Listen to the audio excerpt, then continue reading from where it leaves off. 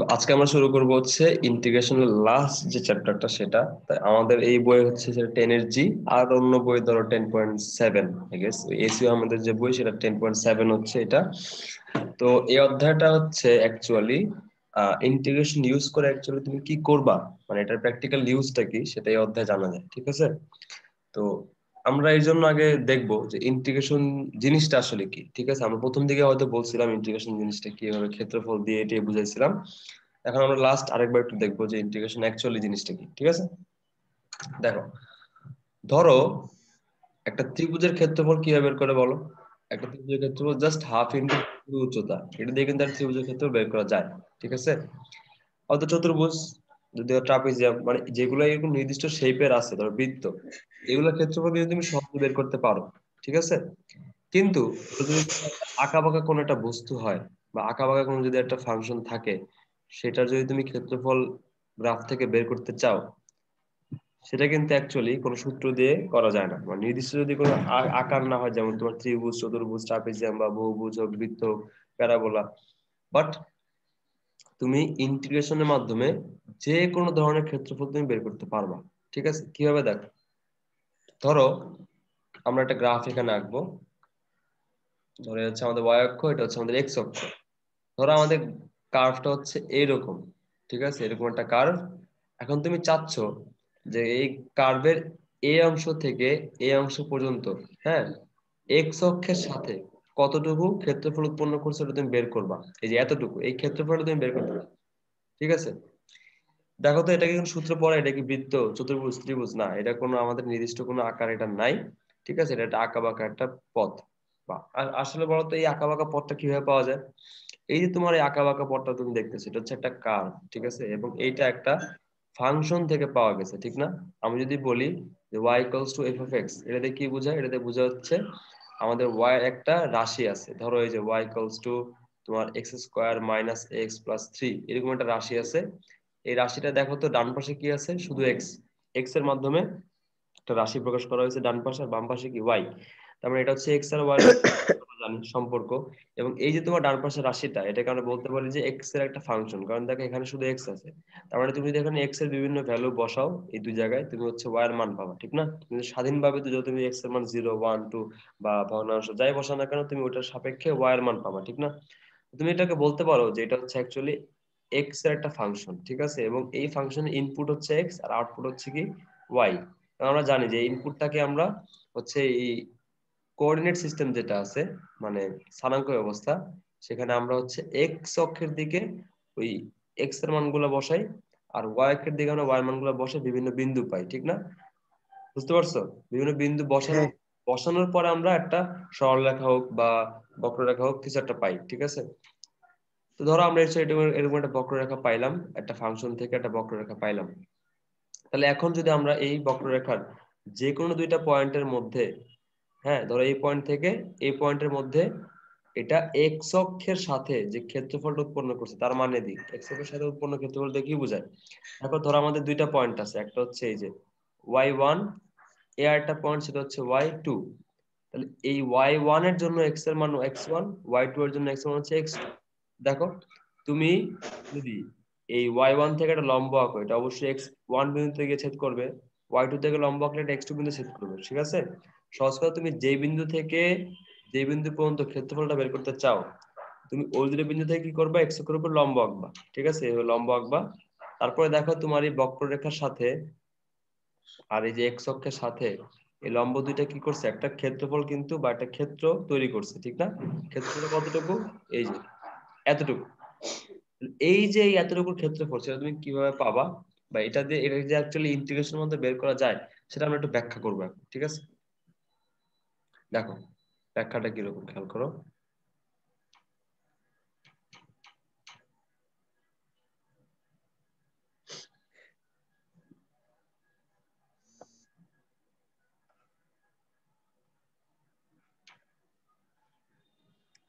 ধরো আমাদের যে কোনো একটা ফাংশন আছে আমাদের কাছে, সেই ফাংশনটার আমি একটা গ্রাফ প্লট করলাম এভাবে। ধরো একটা বড় একটা গ্রাফ প্লট করলাম, মানে একটা নির্দিষ্ট সীমা। কারণ দেখো, আমি যদি গ্রাফ আঁকি, এটা কি অসীম হবে না বলতো? বাম দিকে অসীম হবে, ডান দিকে অসীম হবে।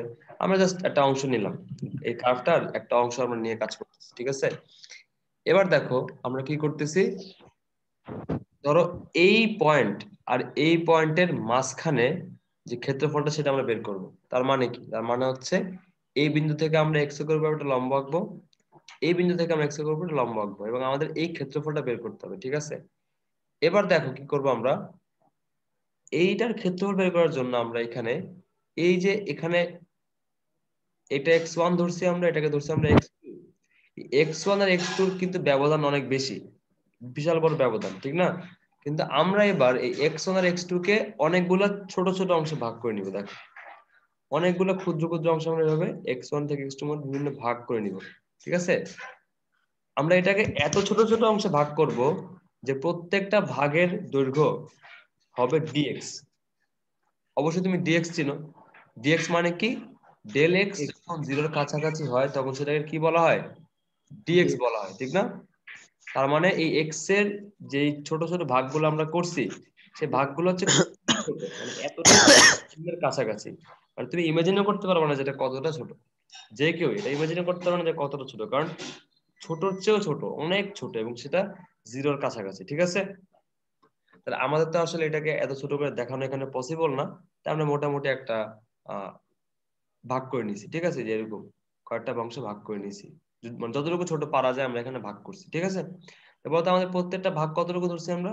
ডিএক্স ধরছি, প্রত্যেকটা ভাগ কিন্তু অনেক ছোট এবং সবার তাহলে ভাগগুলো সমান, আমরা ধরে নিচ্ছি এটা কত? ডিএক্স। বুঝতে পারছো? হ্যাঁ। আচ্ছা, এবার তুমি কি করবা, ওই যে ভাগগুলোর সাথে ধরো এখানে যে পয়েন্টটা আছে তার জন্য একটা ওয়াই এর মান আছে, তো সেটা y1, পরের পয়েন্টে ধরার জন্য ধরো তোমার y2, এভাবে প্রত্যেকটা পয়েন্টের জন্য আলাদা আলাদা কি y এর মান আছে, y1, y2, y3, y4, এভাবে করে প্রত্যেকটা অংশের জন্য অনেক বিভিন্ন y এর মানও আছে, ঠিক আছে? এবার আমরা এটাকে এত ছোট করে দেখালে আসলে বোঝা কঠিন হবে, আমরা একটু ইচ্ছা করে একটু বড় করে রাখবো, মানে এই ডিফারেন্স গুলা ডিএক্স গুলো একটু বড় বড় নিব। বাট ভাইবো না যে এটা এত বড়, অ্যাকচুয়ালি কিন্তু এটা একদম শূন্যের কাছাকাছি, অনেক এতটাই যে মনেই হবে না যে এটা দুইটা আলাদা লাইন, ঠিক আছে? আমরা ইচ্ছা করে কি করতেছি, একটু বড় বড় ডিফারেন্স নিচ্ছি, ঠিক আছে? দেখো এ হচ্ছে x1, এ হচ্ছে আমাদের x2, এবার আমরা একটু বড় বড় করে ভাগ করি, এই যে এইভাবে, তাহলে বুঝতে সুবিধা হবে। তাহলে আমরা কি করে হবে, অনেকগুলো ছোট ছোট অংশে ভাগ করে নিলাম, ঠিক আছে?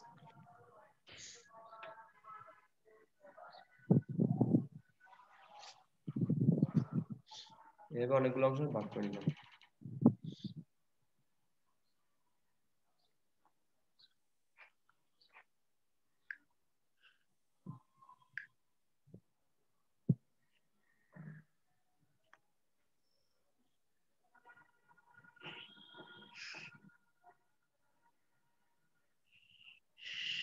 বুঝতে পারছো? মানে মানে অনেক আঁকা বাঁকা হয়েছে, বাট মোটামুটি একটু গেস করে নাও যে কিরকম হবে, বুঝতে পারতেছো? মানে এগুলো সোজা সোজা হবে, একদম স্ট্রেট হবে, স্ট্রেট, একদম স্ট্রেট হবে ভাগগুলো, হ্যাঁ। ঠিক আছে? আচ্ছা, এবার দেখো তো এই প্রত্যেকটা ভাগ কিন্তু তুমি যত ছোট হবে, খেয়াল করো, তুমি যদি অনেক ছোট নিতা তাহলে কি হতে বলতো, এটা একটা আয়তক্ষেত্রের মতো হতো না দেখতে? জাস্ট একটু ডিফারেন্স দেখো, যদি অনেক ছোট হইতো, মানে ভাগটা যদি অনেক ছোট হতো, কি দেখতে একদম প্রায় আয়তক্ষেত্রের মতো হতো না? প্রায় যত ছোট হবে এটা কিন্তু হ্যাঁ। মতোই হবে। দেখো ধরো এটা এরকম ছিল, একটা বড় ভাগ নিছো, তুমি বড় একটা ভাগ নিছো, তুমি এটা আরো ছোট ছোট অংশে ভাগ করো, এটা কি আয়তক্ষেত্রের মতো হয়ে যাবে? দেখো তো একটু জাস্ট ডিফারেন্স থাকে, ঠিক না? এটা কিন্তু প্রায় দেখতে কার মতো হয়ে যাচ্ছে, আয়তক্ষেত্রের মতো কিন্তু হয়ে যাচ্ছে। তার মানে আয়তক্ষেত্র। আমি যদি অনেক ছোট ছোট অংশ করি, কি হচ্ছে, এটা এই প্রত্যেকটা ভাগ একটা আয়তক্ষেত্র হচ্ছে, দেখো এই যে এটা একটা আয়তক্ষেত্র, এটা একটা আয়তক্ষেত্র, এটা একটা, মানে প্রত্যেকটা একটা আয়তক্ষেত্রের মতো হয়ে যাচ্ছে, ঠিক আছে? তাহলে আমি কি করলাম, আমি হচ্ছে এরকম অনেকগুলো ভাগ করে নিলাম, এবং এটা এতটা ছোট যে জিরোর কাছাকাছি, মানে একটার সাথে আরেকটার ডিফারেন্স একদম প্রায় শূন্য, ঠিক আছে? আমরা এটা করছি কেন এখন বুঝবা। তো দেখো তো আমরা যে এখানে অনেকগুলো ছোট ছোট অংশে ভাগ করছি, তা আমাদের সুবিধা হয়েছে কি, প্রত্যেকটা একটা আয়তক্ষেত্রের মতোই হয়ে গেছে। এটা কিন্তু অ্যাপ্রক্সিমেট, এটা কিন্তু এক্স্যাক্টলি আয়তক্ষেত্র না, বাট আয়তক্ষেত্রের কাছাকাছি, কারণ যেহেতু আমি যত শূন্যের কাছাকাছি ডিফারেন্স নিব, এটা ততই আয়তক্ষেত্রের দিকে যাবে। বুঝা গেছে কথাটা? ক্লিয়ার? তাহলে তুমি কি এরকম হ্যাঁ। আয়তক্ষেত্র পাবা? আচ্ছা, এবার দেখো তুমি যদি এবার প্রত্যেকটা আয়তক্ষেত্রের ক্ষেত্রফল গুলা যোগ করো, সবগুলো একসাথে যোগ করলে কি টোটালটা পাওয়া যাবে না? এখান থেকে এতটুকু যদি তোমার ক্ষেত্রফল লাগে এক্স অক্ষের সাথে, তুমি কি করতে পারো, তুমি এখান থেকে এই অনেকগুলো আয়তক্ষেত্র প্রথমে ভাগ করে নিলা, দেন সবগুলো আয়তক্ষেত্রের ক্ষেত্রফলকে তুমি যোগ করে দিলা। পসিবল কিনা বলো? পসিবল? পসিবল। অবশ্যই পসিবল। তাহলে আমরা যদি চিন্তা করি যে প্রথম যে আয়তক্ষেত্রটা, এই প্রথম আয়তক্ষেত্রের ক্ষেত্রফলটা কি হবে বলতো? প্রথম আয়তক্ষেত্রের ক্ষেত্রফল কি হবে? অবশ্যই এটার একটা প্রস্থ আছে আর একটা দৈর্ঘ্য আছে, ঠিক না? এটা প্রস্থ কত বলতো? অবশ্যই ডিএক্স। সবাইকে আমি কি করছি, ডিএক্স অংশে ভাগ করে নিছি, মানে ছোট ছোট অংশ ভাগ করে নিছি, সেটা ডিএক্স ধরছি আমরা, ঠিক আছে? শূন্যের কাছাকাছি। তার মানে এই প্রত্যেকটা আয়তক্ষেত্রের প্রস্থ কি হবে? ডিএক্স, ঠিক না? এবং প্রত্যেকটা আয়তক্ষেত্রের জন্য দৈর্ঘ্য কিন্তু আলাদা আলাদা হবে, ঠিক না? y1 হবে, আরেকটা ক্ষেত্রে y2 হবে, আরেকটা ক্ষেত্রে y3 হবে, ঠিক কিনা বলো? হ্যাঁ। এরকম y এর মানটা চেঞ্জ হচ্ছে আস্তে আস্তে। তাহলে আমরা ধরো প্রথম আয়তক্ষেত্রটার ক্ষেত্রফল কত হবে? দৈর্ঘ্য হচ্ছে y1, প্রস্থ কত? dx, তাহলে দৈর্ঘ্য ইনটু প্রস্থ ক্ষেত্রফল। দেন পরবর্তী ঠিক তার পরেরটাই কত হবে? y2 into dx। তারপরটা কত হবে? y3 into dx। এভাবে কি চলতে থাকবে না? একদম n সংখ্যক পর্যন্ত চলতে থাকবে। বুঝতে পারছো? সবগুলোর যোগফলে কি আমাদের টোটাল এরিয়া হবে না? সবগুলোর যোগফলে আমাদের কি হবে? Total area. কথা কি বোঝা গেছে? হ্যাঁ। আচ্ছা, তাহলে আমরা বলতে পারি যে ধরো এই যে যোগফলটা, এটাকে আমরা একটা চিহ্ন দিয়ে প্রকাশ করব, যার নাম হচ্ছে সামেশন। এই চিহ্নটা তোমরা দেখছো ক্লাস 9-10 দেখছো, যে ওই যে গড়ের ক্ষেত্রে এরকম একটা চিহ্ন ইউজ করা এর মতো, ঠিক না? এটাকে ইংলিশে কি বলা হ্যাঁ। হয়? ইংলিশে বলা হচ্ছে সামেশ। সামেশন, ঠিক আছে? এবং ধরো এটার এভাবে একটা কিছু লিখলাম n equals to 1, আর ধরো এভাবে না, এভাবে লিখলাম যে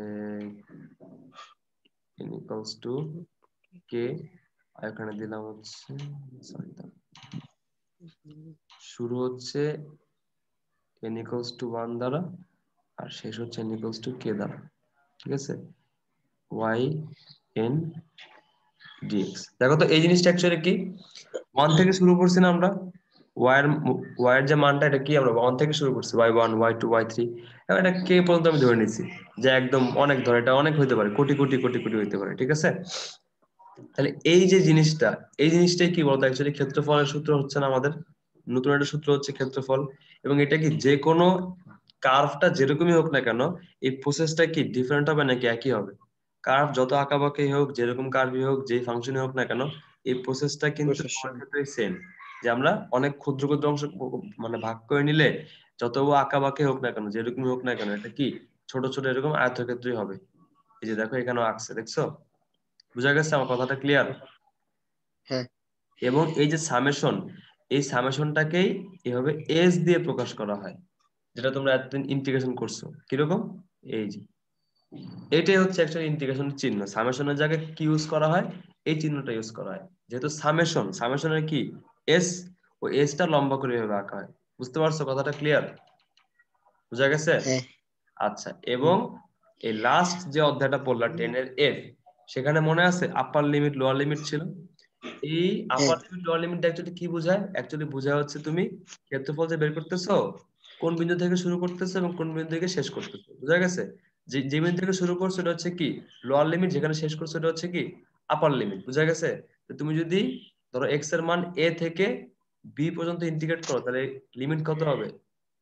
এ টু বি, মানে লোয়ার লিমিট হবে কত? এ, আপার লিমিট হবে বি। কথা কি বোঝা গেছে না বোঝা যায় নাই? হ্যাঁ। ওকে, তাহলে আমরা যদি এ থেকে বি তে ইন্টিগ্রেট করি কাকে, ওয়াই কে যদি আমি এক্স এর সাপেক্ষে ইন্টিগ্রেট করি, তাহলে আমরা কি পাচ্ছি অ্যাকচুয়ালি, ওই এ থেকে বি এর মধ্যে আমাদের যে ফাংশনের গ্রাফটা, মানে সরলরেখাটা, সরলরেখা না মানে বক্ররেখাটা, সেটা হচ্ছে ওই এক্স অক্ষের সাথে এ থেকে বি এর মধ্যে কতটুকু ক্ষেত্রফল উৎপন্ন করে, এটা হচ্ছে অ্যাকচুয়ালি ইন্টিগ্রেশনের মান। কথা কি বুঝতে পারছো? তার মানে অ্যাকচুয়ালি হ্যাঁ। নির্দেশ করে, ইন্টিগ্রেশনের মানটা হচ্ছে অ্যাকচুয়ালি কোন একটা কার্ভের, সরলরেখা হইতে পারে, সরলরেখা তো একটা কার্ভ, ঠিক না? স্ট্রেট কার্ভ আর কি। আমরা কার্ভ দিয়ে বোঝাচ্ছি অ্যাকচুয়ালি যত ধরনের মানে গ্রাফ আছে সব, ঠিক আছে? সরলরেখা হোক, বৃত্ত, কনিক হোক, মানে আঁকা বাঁকা কার্ভ হোক, যেরকমই হোক, তো যে কোনো কার্ভের একটা নির্দিষ্ট লিমিটের মধ্যে ক্ষেত্রফল বের করে হচ্ছে কি ইন্টিগ্রেশন। বুঝা গেছে? ক্লিয়ার? দেখো তো, ইন্টিগ্রেশনের জন্য কিন্তু আগে কি করতে হচ্ছে? ডিফারেন্সিয়েট করতে হচ্ছে, মানে এক্স এর একটা ক্ষুদ্র ভ্যালু নিতে হচ্ছে, সেটা হচ্ছে ডিএক্স। ওইটাই কিন্তু হয়ে যাচ্ছে আমার কি অপারেটর। কথা কি বোঝা গেছে না বোঝা যায় না? বোঝা হ্যাঁ গেছে? বুঝছি। এবং দেখো একটা ক্লাসে মনে আছে আমরা ব্যাখ্যা দিছিলাম যে সি লাস্টে সি কেন যোগ করে, মনে আছে? ওই যে যখন আমরা লিমিট ওই যে উপরে যে বাদ থাকে উপরে কনস্ট্যান্ট। করি না, তো আমরা যদি লিমিট সেট না করি, জাস্ট আমরা ইন্টিগ্রেশন একটা ফাংশন, দেখো তো ইন্টিগ্রেশন করার পরে একটা নতুন একটা ফাংশন পাওয়া যায় না? ওই ফাংশনটা এখন লিমিট যদি না দেওয়া থাকে তো তুমি তো এক্সাক্ট ক্ষেত্রফল বের করতেছো না, বাট ইন্টিগ্রেশনের মাধ্যমে একটা নতুন ফাংশন পাচ্ছ, ঠিক না? ওই ফাংশনে এক্স এর মান বসাই দিলে তুমি মান পাবা। তো যাই হোক, এখন তুমি তো লিমিট না বসায় জাস্ট ইন্টিগ্রেশনের ফাংশনটাও বের করতে পারো, যেটা আমরা 10.5 পর্যন্ত করছি, ঠিক না? তখন কি হয়, তখন লিমিট গুলো না বসাইলে, খেয়াল করো, যখন আমরা এরকম অনেকগুলো আয়তক্ষেত্রে ভাগ করছি, খেয়াল করো তো এই উপরের দিকে এই ছোট ছোট অংশগুলো কিন্তু বাদ গেছে, কারণ তুমি যখন আয়তক্ষেত্র কাউন্ট করতেছো, এই যে y1, দেখো এটা হচ্ছে y1, তার মানে কি এতটুকু, দাঁড়াও দেখা হচ্ছে, এই যে এতটুকুর ক্ষেত্রে তুমি বের করতেছো অ্যাকচুয়ালি, বাট উপরের যে ত্রিভুজটা বা উপরের যে অংশটা, এটা কি বাদ পড়তেছে না প্রত্যেকবার? এরকম অনেকগুলো ছোট ছোট অংশ কি হচ্ছে, বাদ পড়তেছে প্রত্যেকবার, প্রত্যেকটা। বাদ করতেছে। ওই সবগুলোর যোগফলই হচ্ছে আমার কি, একটা কনস্ট্যান্ট হিসেবে ধরে নিচ্ছি সি। সি। ঠিক আছে, আর যখন লিমিটটা বসাই দিব তখন হচ্ছে জাস্ট, যেহেতু আমরা সার্টেন লিমিট দিয়ে দিচ্ছি, তখন আমরা ওই সিটারও কি করতেছি, লিমিটের মধ্যে কাউন্ট করতেছি। ঠিক আছে, তার জন্য লিমিট বসাইলে কনস্ট্যান্টটা বসাইতে হয় না। ক্লিয়ার? বুঝতে পারছো? হ্যাঁ তাহলে আমরা এখন এই লাস্ট হ্যাঁ কি করব, সরাসরি আর ওই লিমিট বসায় ইন্টিগ্রেশনের মান বের করব, এগুলোর জাস্ট মানে আগে করতাম, এখন আমরা সরাসরি জাস্ট বের করব যে ক্ষেত্রফলটা কত, বা এইটুকু এই থেকে এইটুকুর মধ্যে ক্ষেত্রফল কত, এক্স অক্ষের সাথে ক্ষেত্রফল কত, ওয়াই অক্ষের সাথে ক্ষেত্রফল কত। বুঝা গেছে? ক্লিয়ার? হ্যাঁ এবার দেখো তোমার গ্রাফটা যদি এরকম হয়, ধরো তোমার, সরি এত ব্যাকা হচ্ছে কেন,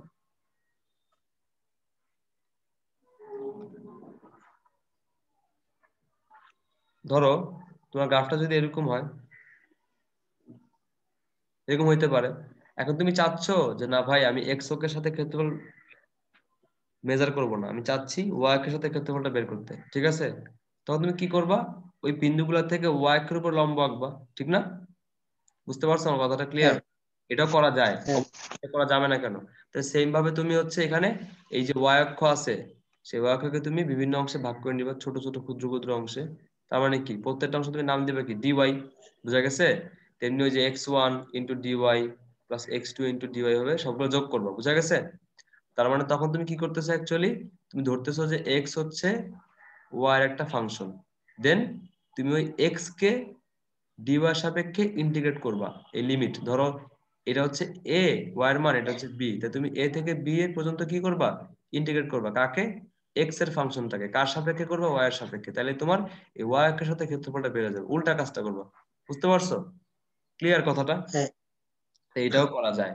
ঠিক আছে, যদি তোমার ওয়াই এর সাথে চায় তখন তুমি ওয়াই এর সাথেই করবা, মানে ওয়াই এর সাপেক্ষে ইন্টিগ্রেট করবা।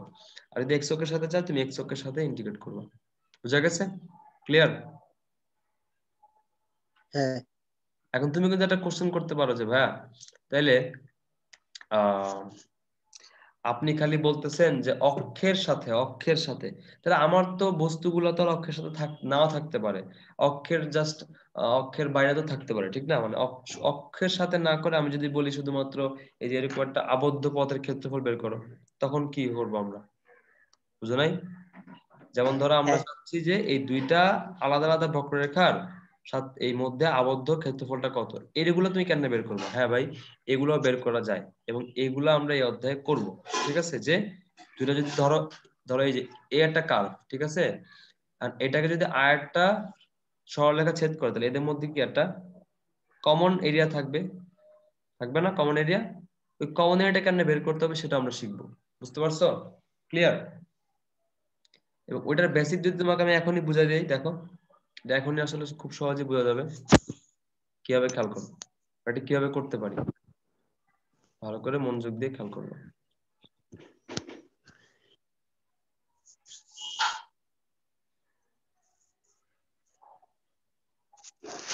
ধরো এই হচ্ছে তোমার একটা কার্ভ, ঠিক আছে, আর এই হচ্ছে তোমার আরেকটা কার্ভ। তাহলে বলো তো এদের ছেদকৃত অংশের ক্ষেত্রফল কত? একটুক না? বুঝতে পারছো কতটুকু? হ্যাঁ আমি যতটুকু দাগাই দিছি। এবার দেখো তো তুমি ওই অতটুকু ক্ষেত্রফল কিভাবে পাবা খেয়াল করো।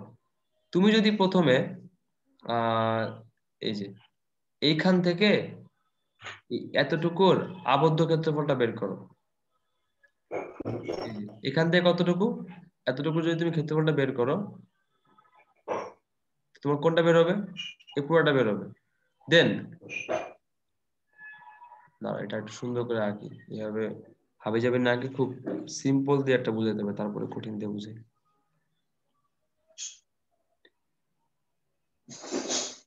এরকম একটা প্যারাবোলা, আর হচ্ছে এরকম একটা সরল রেখা। তাহলে দেখো, এই যে সরল রেখা আর এই যে তোমার প্যারাবোলা, এদের কি ছেদবিন্দু আছে না দুইটা? দেখতেছো?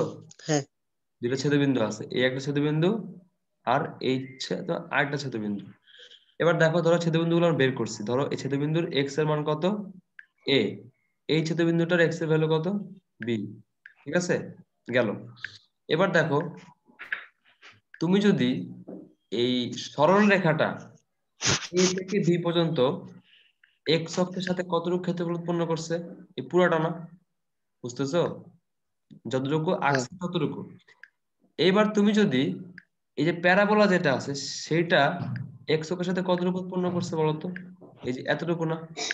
বুঝতে পারছো? তাহলে তুমি যদি ওই সরলরেখা দ্বারা আবদ্ধকৃত ক্ষেত্রফল থেকে যদি তুমি এই প্যারাবোলার ক্ষেত্রফলটা বিয়োগ করো, তাহলে কোনটা পাওয়া যাচ্ছে বলতো? এই মাঝখানের এই অংশটা পাওয়া যাচ্ছে না? হ্যাঁ বুঝতে পারতেছো? তাই তুমি যদি যেটা বড়, যেটা বেশি এরিয়া কভার করছে, ওইটার এরিয়া থেকে তুমি যদি যেটা কম এরিয়া কভার করছো ওটার এরিয়া বিয়োগ করো, তাহলে কি তুমি এদের মধ্যবর্তী এরিয়া পেয়ে যাচ্ছ না? কথা কি বোঝা গেছে? বুঝতে পারছো ক্লিয়ারলি? হুম, আচ্ছা, তাহলে এটা হচ্ছে, আমি তোমাকে হ্যাঁ আরেকটা এক্সাম্পল দেখাবো। ধরো এই হচ্ছে একটা প্যারাবোলা, আর এই হচ্ছে আরেকটা প্যারাবোলা, আলাদা আলাদা কিন্তু প্যারাবোলা। তাহলে এবার তুমি যদি এই যে প্রথম প্যারাবোলা, এই প্যারাবোলাটা তুমি যদি ক্ষেত্রফল বের করো কার সাথে? এক্স অক্ষের সাথে, তাহলে কি তুমি পুরোটা পাবা। এরপরে তুমি যদি এই খাড়া যে প্যারাবোলাটা আছে, খাড়া, এই যে এই খাড়া প্যারাবোলাটা, এটার তুমি কি করছো, এই যে মূল বিন্দু থেকে এই বিন্দু পর্যন্ত আবদ্ধ ক্ষেত্রে ক্ষেত্রফল বের করছো, এই যে এতটুকু, ঠিক না? তুমি যদি এই পুরোটা থেকে দেখো, এই পুরোটা থেকে তুমি যদি এই এতটুকু বিয়োগ দাও, তাহলে বাদ থাকে কতটুকু বলতো? বাকি থাকে কতটুকু? এই মাঝখানের জায়গাটা না? বুঝতেছো? তাহলে তুমি যদি এই যে প্রথমের যে হ্যাঁ এই কার্ভটা, হ্যাঁ, এই কার্ভটার ক্ষেত্রে জিরো থেকে এই বিন্দু পর্যন্ত যদি তুমি ইন্টিগ্রেশন করো, তুমি এই পুরাটা পাবা।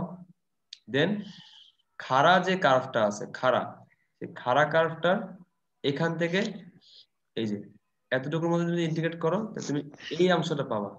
এই দুটো বিয়োগ করলে কি তুমি এদের মাঝামাঝি যে অংশটা, মানে দুজনের যে কমন এরিয়াটা, সেটা তুমি পাবা।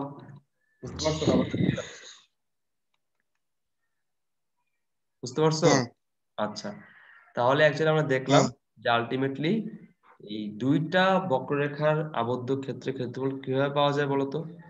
দুইটা বক্ররেখার আবদ্ধ ক্ষেত্রের ক্ষেত্রফল পাওয়া যায় হচ্ছে যে কোনো একটা দ্বারা আবদ্ধ ক্ষেত্রের ক্ষেত্রফল থেকে, যে কোনো একটা দ্বারা আবদ্ধ ক্ষেত্রের ক্ষেত্রফল থেকে আরেকটার দ্বারা আবদ্ধ ক্ষেত্রের ক্ষেত্রফল বিয়োগ করলে। বুঝা গেছে? এবং লিমিট হইতে পারে যে কোনো, মানে আমাদের বের করতে হবে লিমিটটা কত, ছেদবিন্দু বের করে। বুঝতে পারছো? ক্লিয়ার?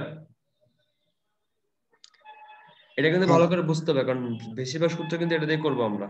মানে দুইটা বক্ররেখার যদি আবদ্ধ ক্ষেত্রফল করতে হয়, আমাদের কি করতে হবে, এক যেটা বড়, যেটা বেশি এরিয়া কভার করছে ওইটা থেকে কম এরিয়াটা কভার মানে বিয়োগ করলে, মানে অবশ্যই তোমাকে খেয়াল রাখবে এই অধ্যায় অঙ্ক করতে গেলে তোমাকে অবশ্যই চিত্রটা আগে নিতে হবে, না চিত্র না আঁকলে কিন্তু বুঝবা না যে কোনটা কি এরিয়া কভার করছে বা কার থেকে কি বিয়োগ করলে তুমি হচ্ছে ওই আবদ্ধ ক্ষেত্রের ক্ষেত্রফলটা পাবা। বুঝতে পারছো? এটা জাস্ট আন্দাজে বিয়োগ করে দিলে আমার হয়ে গেল এমনটা হবে না, তোমার অবশ্যই কি করতে হবে, চিত্র আঁকতে হবে। কথা কি বোঝা গেছে না বোঝা যায় নাই?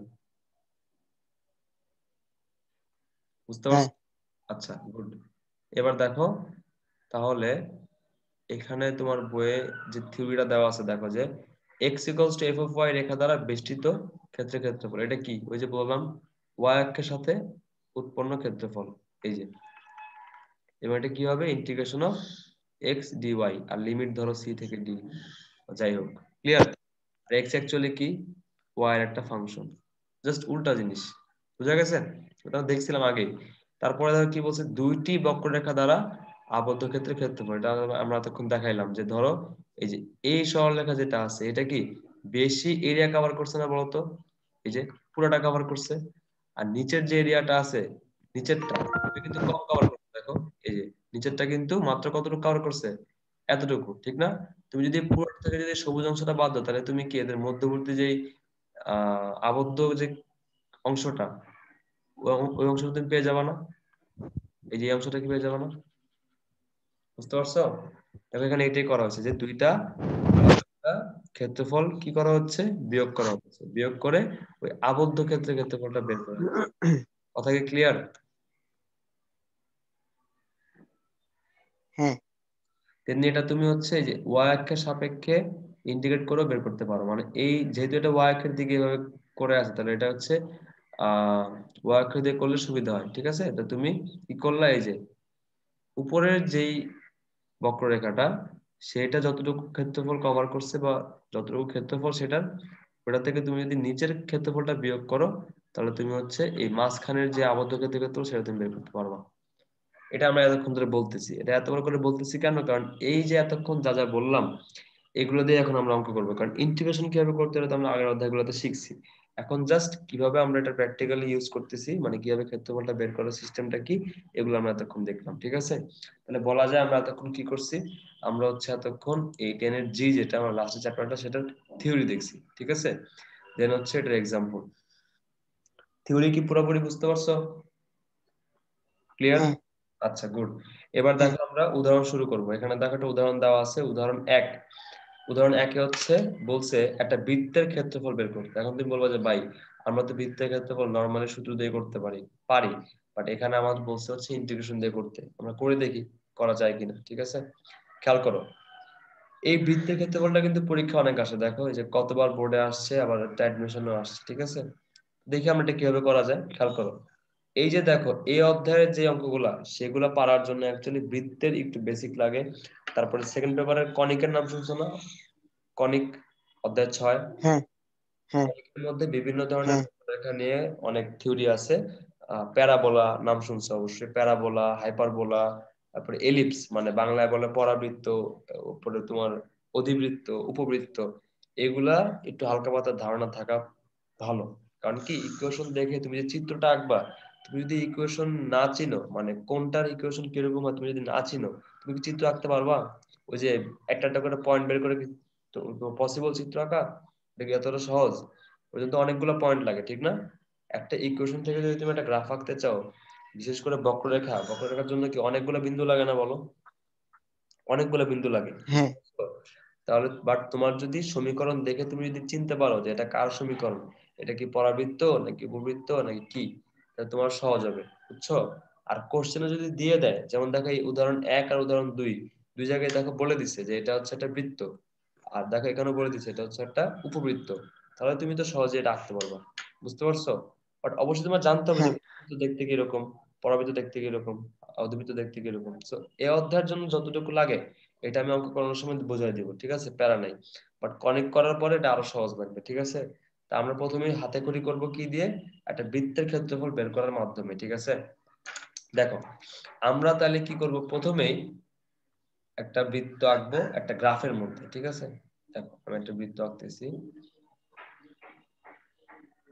তো এটা হচ্ছে আমাদের স্থানাঙ্ক ব্যবস্থা, এটা ওয়াই, এটা হচ্ছে এক্স অক্ষ, এটা হচ্ছে এক্স অক্ষ, এটা হচ্ছে ওয়াই অক্ষ। এবার দেখো এই যে বৃত্তটা, বৃত্তের সমীকরণটা কি দেওয়া আছে, x square plus y square equals to হচ্ছে এ স্কোয়ার।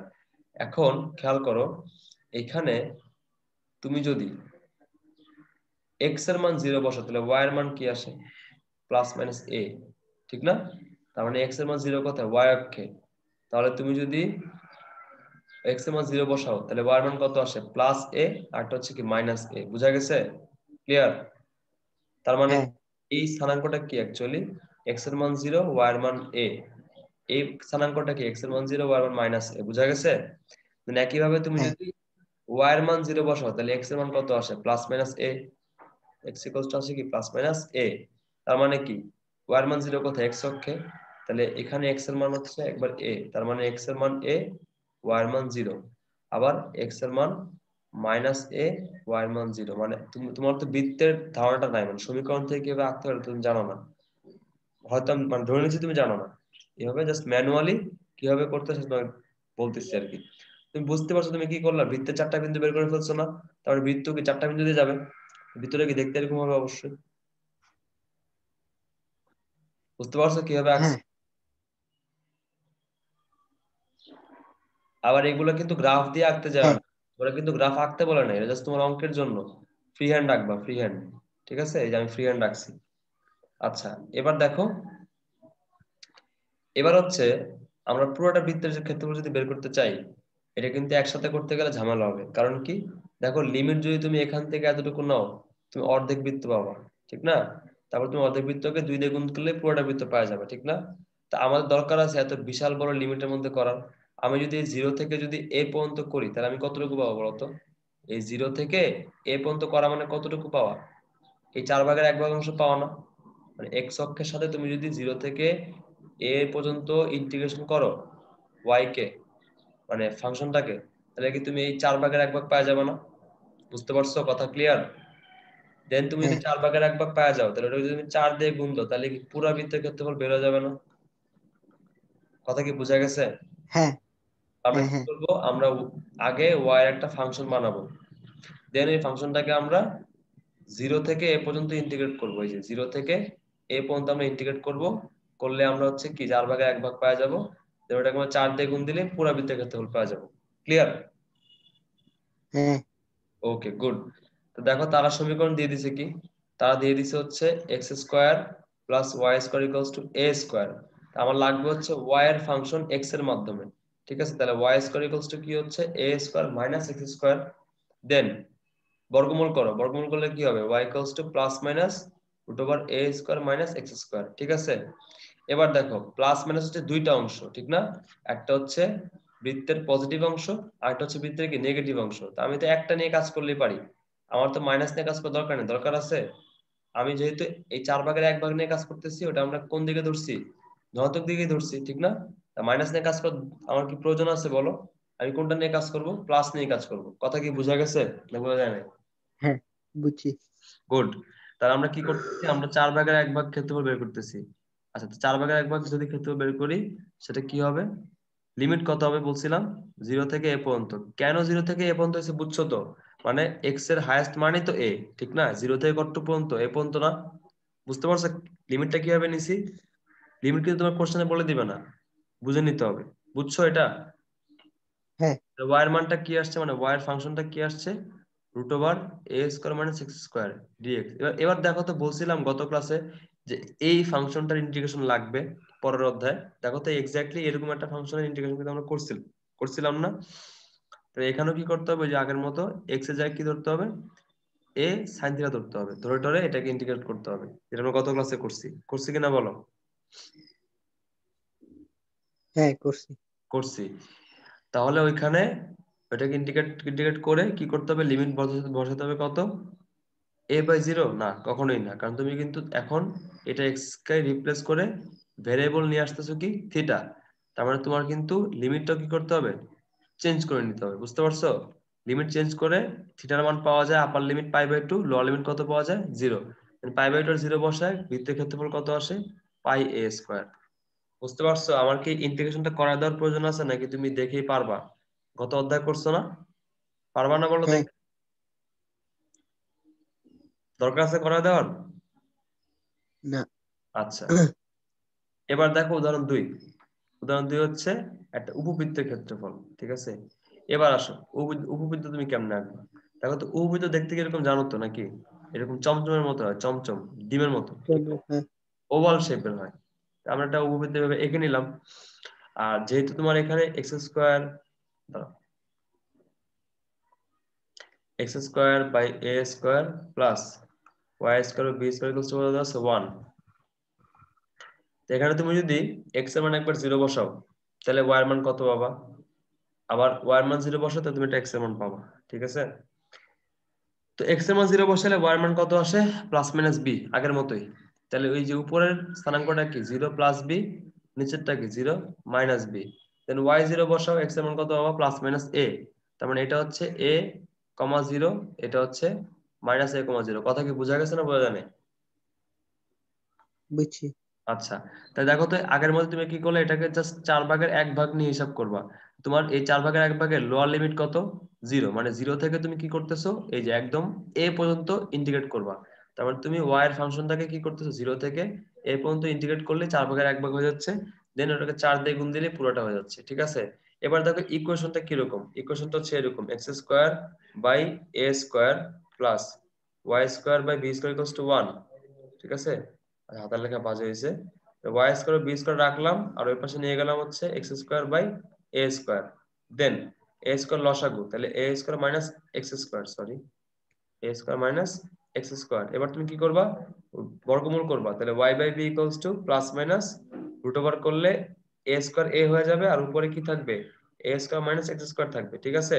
দেন b টাকে তুমি এই পাশে নিয়ে যাও, তাহলে কি হবে, y equals to plus minus b by a into root over a square minus x square. Clear? দেখো তো এটাও কি ঠিক আগের হ্যাঁ মতোই আসছে না ফাংশনটা প্রায়? এটারও ইন্টিগ্রেশনকে আমার দেখা দিতে হবে, না। আগের মতোই না ইন্টিগ্রেশন, হ্যাঁ বুঝছো? ওকে, উদাহরণ 2 নাম্বারটা গেল, এবার হচ্ছে উদাহরণ 3 নাম্বারটা। আচ্ছা, আমরা আর কি একটা করে দেখতেছি যাতে আমাদের পরে অনুশীলন এত না করা লাগে। কারণ দেখো, আমরা প্রথমে দেখলাম বৃত্ত, তারপর দেখলাম হচ্ছে আমরা উপবৃত্ত, এবার দেখবো হচ্ছে পরাবৃত্ত, আর একটা আছে কি অধিবৃত্ত। অধিবৃত্ত দেখে ফেললে আমাদের তো আর দরকার নেই, এর বাইরে তো আর আসবে না, ঠিক আছে? আর সরল লেখা তো সহজ, বুঝছো? তাহলে আমাদের উদাহরণ 3টা হচ্ছে কি পরাবৃত্ত। তাহলে আমরা এবার দেখবো পরাবৃত্তটা কেমনে করতে হবে, পরাবৃত্ত কেমনে কি দেখতে কিরকম হয়, খেয়াল করো। কনিক করলে আছে না, তুমি ইকুয়েশন দেখলেই বুঝবা যে পরাবৃত্তটা দেখতে কিরকম হবে। খেয়াল করো, পরাবৃত্ত ইকুয়েশন দুই ধরনের, একটা হচ্ছে মানে স্ট্যান্ডার্ড ইকুয়েশন, একটা হচ্ছে y square equals two 4ax, আর একটা হচ্ছে তোমার x square equals two 4ay। এটা একটা ইকুয়েশন, এটা একটা ইকুয়েশন। দেখো এই যে y square equals two 4ax, এইটার ইকুয়েশন দেখতে হচ্ছে, সরি কি বিশ্রী হইলো, দেখো y square equals two 4ax, এটা দেখতে হচ্ছে তোমার এইরকম, বুঝতে পারছো? y square equals two 4ax দেখতে হ্যাঁ হচ্ছে এইরকম, মানে খেয়াল রাখবা এই ডান পাশে যে থাকবে, ডান পাশে এখানে কি আছে x, তার অক্ষের দুই পাশে তোমার পরাবৃত্তটা হবে। এরপর দেখো এখানে ডান পাশে কি আছে, y, তাহলে আমাদের অক্ষ দুইটা আমরা আঁকি, একটা হচ্ছে কি, একটা হচ্ছে তোমার, সরি সরি সরি ল্যাপটপটা সোজা করে নিচ্ছি দাঁড়াও। একটা হচ্ছে তোমার y অক্ষ, সরি y অক্ষ, আর একটা হচ্ছে x অক্ষ। এবার দেখো তো আমি কি বলছি, ডান পাশে কে আছে, y, তাহলে y এর দুই পাশে হবে আমাদের কি পরাবৃত্ত, বুঝতে পারছো?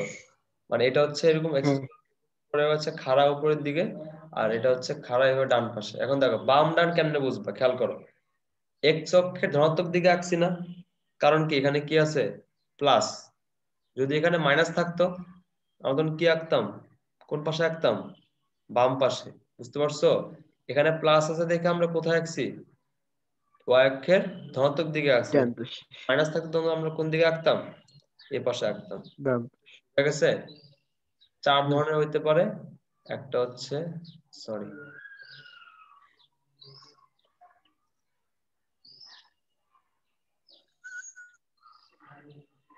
এরকম হইতে পারে, যেটা x square equals to plus 4, sorry y square equals to plus 4x, আবার এটা হইতে পারে y square equals two minus 4x, আবার এটা হইতে পারে x square equals to plus 4y, এটা হচ্ছে x square equals two minus 4ay। বুঝতে পারছো? ক্লিয়ার?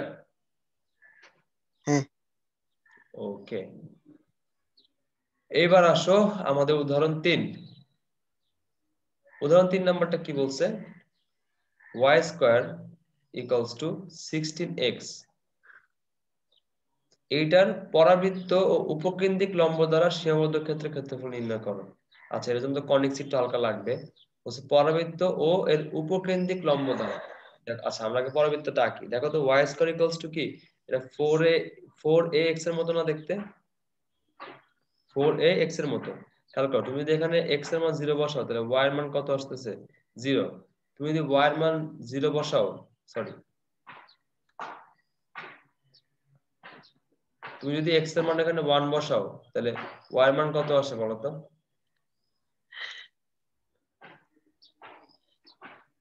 0। না না না, x এর মান যদি 1 বসাই y এর মান আসে +4 -4, বুঝছো? কারণ কি 16 কে বর্গমূল করলে কত হয়, +4 -4 না? বুঝতে পারছো? ও হ্যাঁ। হ্যাঁ।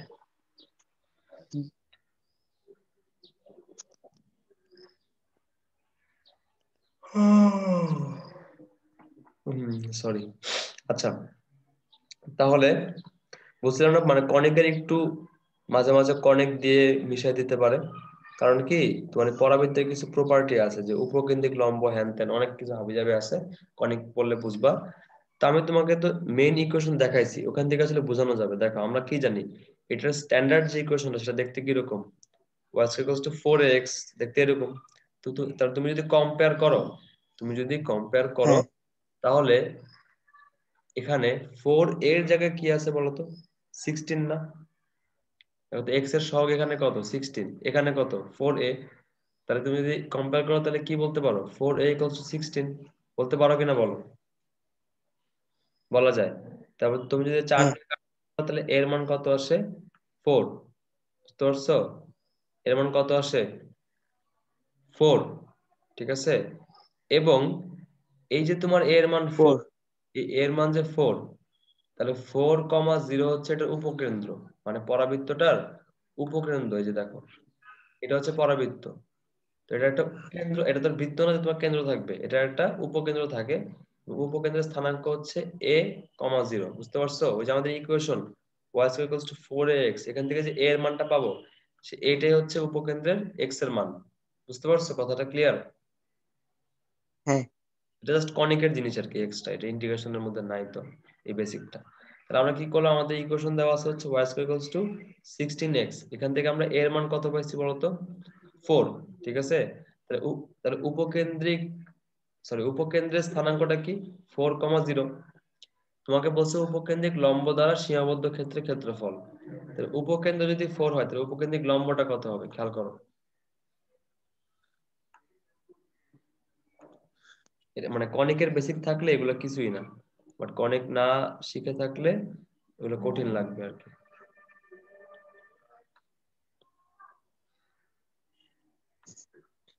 এই হচ্ছে তোমার কি পরাবৃত্ত। দেন উপকেন্দ্র কোনটা বলছি, a,0 না? দেখো তো এই যে এই x এর মান যদি a হয় তাহলে y এর মানগুলো কি পাওয়া যায় বলো তো? x এর মান যদি a হয় তাহলে y এর মানগুলো কি পাওয়া যায়? x এর মান a হইলে তাহলে y এর মান দেখো তাহলে আমরা যদি 4 বসাই এখানে 4 ষোলো কত 64, রুট করলে 64। কত পাওয়া যায় +-64, মানে প্লাস মাইনাস কত 8। তাহলে এখানে এর মান কত আসছে 4, তাহলে 4,8, নিচেরটা কত 4,-8। কথা কি বোঝা গেছে? ক্লিয়ার? হ্যাঁ তোমাকে বলছে যে এই পরাবৃত্ত আর উপকেন্দ্রিক লম্ব দ্বারা সীমাবদ্ধ ক্ষেত্রে ক্ষেত্রফল। দেখো তো আমাদের যে উপকেন্দ্রিক লম্বটা সেটা কোনটা অ্যাকচুয়ালি, তুমি যদি উপকেন্দ্রের সাথে যদি একটা লম্ব আঁকো y অক্ষের সমান্তরালে, এটি হবে আমাদের কি উপকেন্দ্রিক লম্ব। বুঝা গেছে? তাহলে তুমি হ্যাঁ দেখো তো এই উপকেন্দ্রিক লম্বের সাথে এই আমাদের পরাবৃত্তটা উৎপন্ন ক্ষেত্রফল কোনটা অ্যাকচুয়ালি, এটা না? বুঝতে পারছো কোনটা? এই যেটাকে আমি এভাবে আঁকছি, মানে হ্যাঁ দাগ দাগ দিছি। তুমি যদি এই অর্ধেকটা করতে পারো, অর্ধেকটাকে তুমি 2 দিয়ে গুণ দিলে তো হয়ে যাচ্ছে, ঠিক না? তার মানে এই পরাবৃত্তটাকে তুমি যদি 0 থেকে 4 পর্যন্ত ইন্টিগ্রেট করো, তুমি যদি পরাবৃত্তটাকে 0 থেকে 4 পর্যন্ত ইন্টিগ্রেট করো, দেন 2 দিয়ে গুণ দিয়ে দাও, তাহলে তো কাজ হয়ে যাচ্ছে। বুঝতে পারছো কথাটা ক্লিয়ার? চিত্রটাকে বুঝতে হবে। দেখো তোমাকে কিন্তু চিত্রটাকে, হ্যাঁ তুমি যদি 0 থেকে 4 পর্যন্ত এটাকে ইন্টিগ্রেট করো তাহলে তুমি কতটুকু পাবা, এতটুকু পাবা। এটাকে তুমি 2 দিয়ে গুণ দিলে তুমি হচ্ছে পুরোটা, মানে আবদ্ধ ক্ষেত্রে ক্ষেত্রফলটা পেয়ে যাবে। বুঝতে পারছো? ক্লিয়ার? হ্যাঁ তাহলে উদাহরণ 3 নাম্বারটার জন্য কিন্তু তোমার কনিকের থিওরিটা লাগতেছে, ঠিক আছে? এবার হচ্ছে উদাহরণ 4। তিনটি কিভাবে বুঝছো বলো? আমি কিন্তু মানে তুমি তো কনিক মনে পড়ো নাই, সো তোমার জন্য এটা একটু নতুন নতুন জিনিস। সো তুমি কি বুঝতে পারছো? না বুঝতে পারলে আমি আবার বুঝাই দিচ্ছি। কোনো জায়গায় যদি না হ্যাঁ, বুঝছো তাহলে আমি বললাম, আমি আর একটু বুঝাই দিচ্ছি, সমস্যা নেই। তোমার এটা আমি আগে বাসায় দেখি, মানে নিজে নিজে একটু দেখে পরে সমস্যা নেই, দেখতে পাচ্ছি না। ও আচ্ছা, ঠিক আছে, প্যারা নেই। তাহলে দেখো যে উদাহরণ 4 যেটা আছে আমি যেটা বললাম, দেখো উদাহরণ 4 নাম্বারটা সবচেয়ে বেশি পরীক্ষায় আসে, যে দুইটা বক্ররেখা দ্বারা আবদ্ধ ক্ষেত্রে ক্ষেত্রফলটা বের করতে, ঠিক আছে? যেমন দেখো এখানে বক্ররেখার সমীকরণ দিচ্ছে কয়টা? দুইটা। একটা হচ্ছে y square equals two 4ax, আরটা হচ্ছে কি x square equals two 4ay, ঠিক আছে? তার মানে তুমি বুঝতে পারতেছো কেমন হবে দেখতে? একটা হচ্ছে এই যে এই প্যারাবোলা, আরটা হচ্ছে তোমার এই প্যারাবোলা, বুঝা গেছে? দেন তোমার কাজ কি? এই যে হ্যাঁ, মাঝখানের এই ক্ষেত্রফলটা বের করা। তাহলে তুমি এটা কিভাবে বের করবে বলো? তুমি জাস্ট দেখবা যে এক্স অক্ষের সাথে কোনটা বড় ক্ষেত্রফল উৎপন্ন করছে। দেখো তো কোনটা বড় ক্ষেত্রফল উৎপন্ন করছে। এই যে y square equals two 4x, এইটা, ঠিক না? দেখো তো এই যে এটা কি এর অংশটা বড় না? বুঝতে পারছো? তুমি যদি হ্যাঁ, ধরো এই যে y square equals two 4x, মানে রুট ওভার কত হয়? y এর মান রুট ওভার 4x। এইটা থেকে তুমি যদি বিয়োগ করো কোনটা? এই যে x square equals two 4y, মানে এই যে এই অংশটা তুমি যদি বিয়োগ করো পুরোটা অংশ থেকে, তাহলে কি তুমি মাঝখানের অংশটা পেয়ে যাবা। তার মানে এখানে y এর মানটা কত আসে? দ্বিতীয় সমীকরণে y ইকুয়ালস টু কত আসে? x square by 4a। তাই তুমি যদি x স্কয়ার বাই 4a এই ফাংশনটাকে যদি তুমি x স্কয়ারকে ইন্টিগ্রেট করো, তাহলে তুমি কি এই এতটুকু অংশ পাচ্ছ নিচেরটা। তুমি কি করলা? তাহলে এই উপরের যেটা আছে পুরাটা, পুরাটা থেকে তুমি যদি এই নিচের অংশটা, এই যে নিচের এই অংশ যদি বিয়োগ করো, তাহলে তুমি কতটুকু পাবা? এদের মাঝখানের যে আবদ্ধ অংশটুকু সেটা তুমি পাবা। বুঝা গেছে? হ্যাঁ, তো দেখো এখানে ওরা এটাই করছে, যে প্রথমে ওরা আগে ছেদবিন্দু বের করছে, কারণ দেখো তোমার লিমিট লাগবে তো। তো লিমিটের জন্য কি করতে হবে? এদের ছেদবিন্দু বের করতে হবে। একটা একটা তোমার আসবে কত? 0 0 ছেদবিন্দু আসবে। আর একটা হচ্ছে যে এখানে তুমি কি করবা? এই দুটো ইকুয়েশন সমাধান করবা। সমাধান করে এখানের বিন্দুটা পাবা। বুঝতে পারছো? দেন লিমিট হবে তোমার এই 0 থেকে এই বিন্দু পর্যন্ত। বুঝতে পারছো? ক্লিয়ার? হ্যাঁ, এবং প্রসেসটা দেখো সুন্দর মতো এখানে বলা আছে, যে জাস্ট কি করা হচ্ছে, এই দুটা ধরো, এটা আমি জুম করে দিচ্ছি, এটা সুবিধা হবে। এটা দেখা দিলে দেন তুমি এক্সাম সরি ওই অনুশীলনী করতে পারবে। দেখো সুন্দর করে এখানে দেওয়া আছে, আমরা এখান থেকে দেখে নিচ্ছি। দেখো এটা হচ্ছে আমাদের x square equals two 4ay, দেন এটা হচ্ছে আমাদের y square equals two 4ax, ঠিক আছে? তাহলে দেখো এই যে y square equals two 4ax এর যে অংশটা, এই অংশ দ্বারা আবদ্ধ ক্ষেত্রের ক্ষেত্রফল কি? পুরাটা বড় অংশটা, ঠিক না? আর y square equals two 4x এর যে অংশটা, কার্ভটা, খেয়াল করো এই যে এটা না, এইটা দ্বারা x অক্ষের আবদ্ধ ক্ষেত্রের ক্ষেত্রফল কতটুকু? এতটুকু না? এটা কি ছোট অংশ না বলো তো? তুমি যদি ওই বড় অংশ থেকে এই ছোট অংশটা বিয়োগ দাও, তাহলে তোমার কোন অংশটা বাকি থাকে বলো তো? এই মাঝখানের এই অংশটা বাকি থাকে না? মাঝখানে একটা ঠিক আছে, কি করব আমরা হচ্ছে এই যে y square equals two 4x এই ফাংশনের আবদ্ধ ক্ষেত্রের ক্ষেত্রফল থেকে x square equals two 4y এই ফাংশনের আবদ্ধ ক্ষেত্রের ক্ষেত্রফল বিয়োগ দিব। বিয়োগ দিলে আমাদের মাঝখানের আবদ্ধ অংশটা পেয়ে যাব। আচ্ছা, তাহলে এর জন্য আমাদের কি করতে হবে বলতো? ইন্টিগ্রেশন করতে হবে। এবং তার জন্য আমাদের এই যে এই দুটো ছেদবিন্দু হচ্ছে একটা, আর এটা হচ্ছে আরেকটা ছেদবিন্দু। তাহলে অবশ্যই আমাদের এই বিন্দু থেকে এই বিন্দু পর্যন্ত ইন্টিগ্রেট করতে হবে। ইন্টিগ্রেট করতে আমাদের লিমিটটা লাগবে না? লিমিট কি দিয়ে দিছে? দেয় নাই। তো লোয়ার লিমিট হবে এটা, আর আপার লিমিট হবে কোনটা? এই ছেদবিন্দুটা। বুঝতে পারছো? তো তোমার কাজ কি? এই দুটো সমীকরণের ছেদবিন্দু বের করা। আর সমীকরণ ছেদবিন্দু কেন বের করে? সমাধান করে, ঠিক না? কারণ সমাধান করা মানে হ্যাঁ, কি? দুইটার স্থানাঙ্ক কি ধরতেছো? তুমি একই ধরতেছো। এইটার ক্ষেত্রে এক্স ওয়াই, এটার ক্ষেত্রে কি এক্স ওয়াই ধরে তুমি কি করলা? লাস্টে গিয়ে এক্স এর মান আর ওয়াই এর মান বের করছো। বুঝতে পারছো? এক্স এর মান আসে তোমার 0,4a, এবং এই 0, মানে একটা মান আসে 0 আর একটা মান আসে 4a, এবং 0 বসালে ওয়াই এর মানও 0 হয়, আর 4a বসালে ওয়াই এর মানও কত হয়? 4a হয়। বুঝা গেছে? তার মানে ছেদবিন্দু কয়টা বলতো? দুইটা। একটা হচ্ছে 0,0 মূল বিন্দু, আর একটা হচ্ছে কি 4a,4a।